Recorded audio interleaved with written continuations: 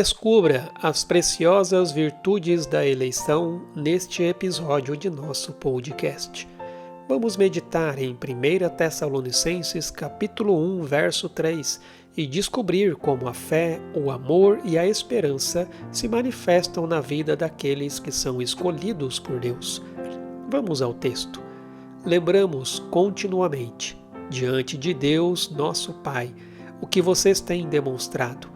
O trabalho que resulta da fé, o esforço motivado pelo amor e a perseverança proveniente da esperança em nosso Senhor Jesus Cristo.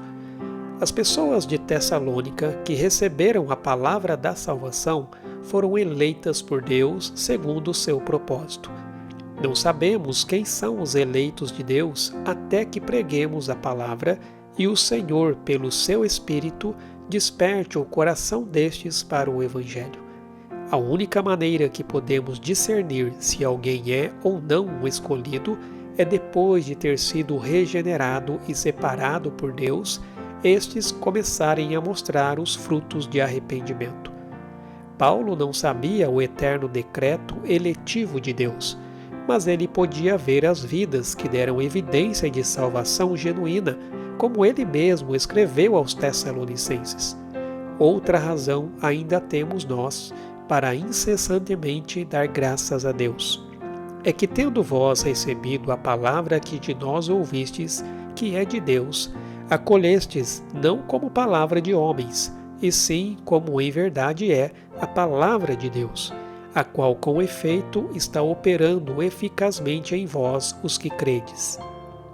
Quando Paulo foi pregar em Tessalônica, ele foi extremamente perseguido pelos judaizantes daquela região e teve que sair fugido, ficando pouco tempo naquela cidade.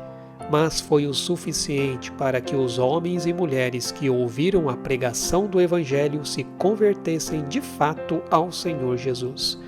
Mesmo Paulo tendo ficado pouco tempo, os tessalonicenses receberam de todo o coração a palavra de Deus e renderam-se à fé na suficiência de Cristo Jesus. O resultado dessa fé genuína e completa em Cristo e sua palavra é apresentado no versículo de nossa reflexão. O apóstolo Paulo agradece a Deus pela vida dos tessalonicenses, pois o trabalho deles veio como resultado da fé.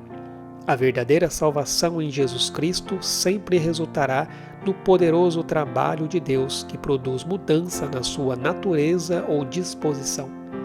Paulo estava confiante na eleição dos tessalonicenses porque sua fé, autêntica e santificadora, estava produzindo obras de justiça em suas vidas.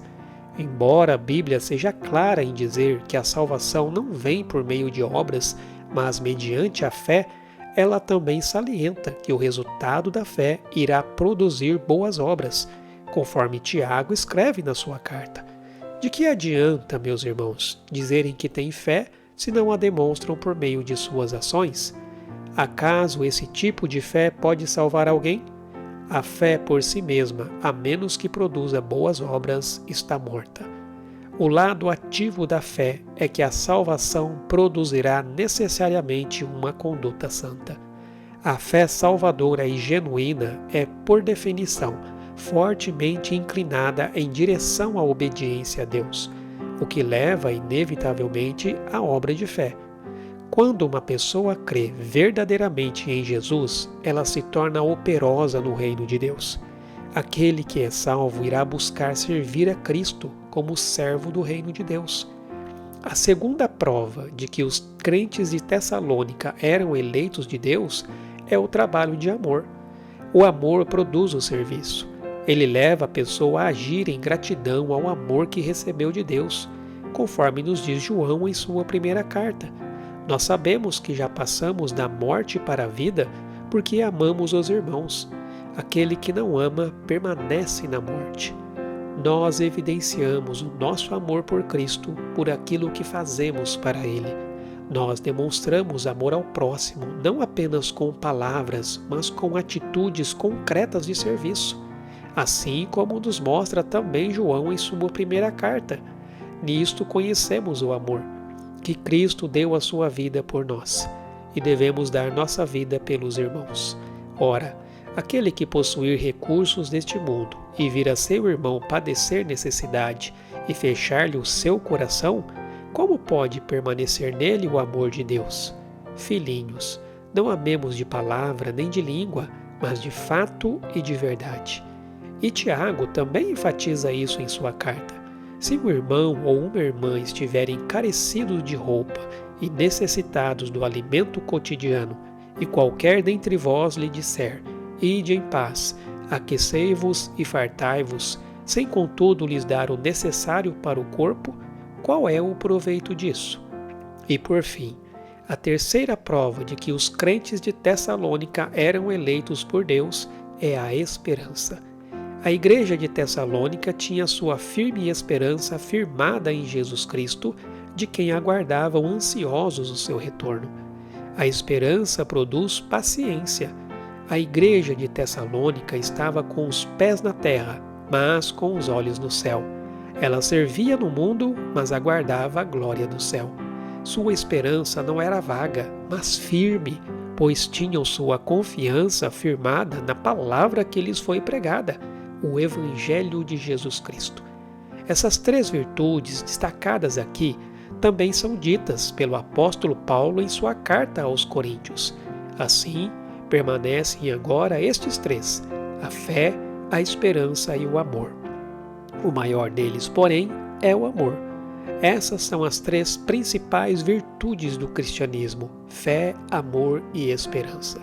Mesmo que a estadia de Paulo tenha sido curta na cidade de Tessalônica, a receptividade daquele povo ao Evangelho foi tão profunda e verdadeira que, mesmo diante das perseguições que eles estavam enfrentando, era notável a manifestação das principais virtudes de um cristão: a fé, o amor e a esperança, que se tornaram visíveis através do trabalho, do esforço e da perseverança que eles mantinham em Cristo Jesus. Que sejamos assim como os irmãos de Tessalônica e vivamos em fé, amor e esperança, para que o nosso trabalho, esforço e perseverança no Evangelho de Cristo sejam visíveis aos olhos de todos e nossa eleição seja demonstrada e confirmada pelo Senhor para a glória de Deus Pai. Onde quer que exista uma verdadeira fé, esta trabalha de tal maneira que afeta o coração e a vida da pessoa. A fé trabalha em amor e é demonstrada por meio do amor a Deus e amor ao próximo.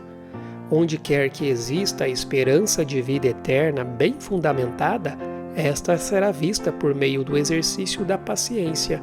E este é um sinal de sinceridade, quando em tudo o que fazemos procuramos ser aprovados por Deus.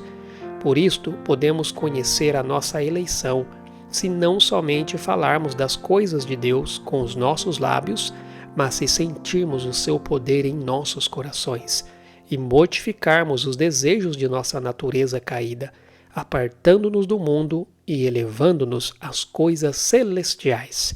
Que o Senhor te abençoe.